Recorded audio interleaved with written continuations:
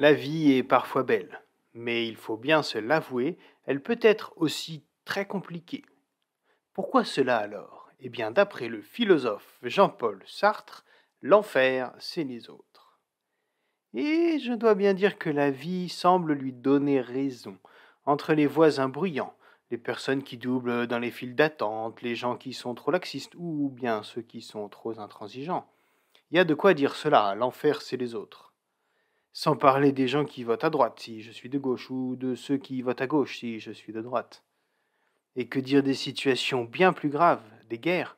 L'enfer, mais c'est obligatoirement l'autre, sinon on ne lui tirerait pas dessus pour le tuer. Face à ce constat, il est tentant de chercher à s'isoler, soit en ne fréquentant plus les personnes qui ne pensent pas comme nous, soit en ne fréquentant plus personne du tout, ce qui devrait a priori régler le problème, n'est-ce pas? Eh bien, sauf que l'humain n'est pas fait pour vivre isolé. Dieu ne nous a pas créés pour que nous ne fréquentions que ceux qui pensent comme nous.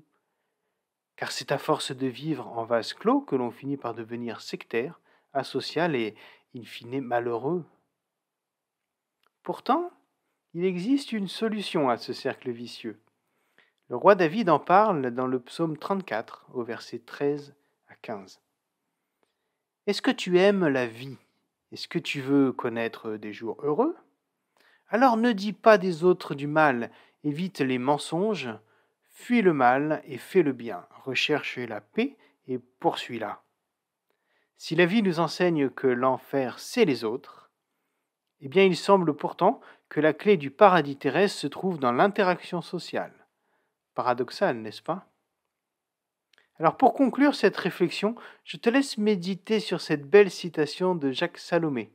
Certains attendent que le bonheur vienne frapper à leur porte. Moi, je laisse la porte ouverte.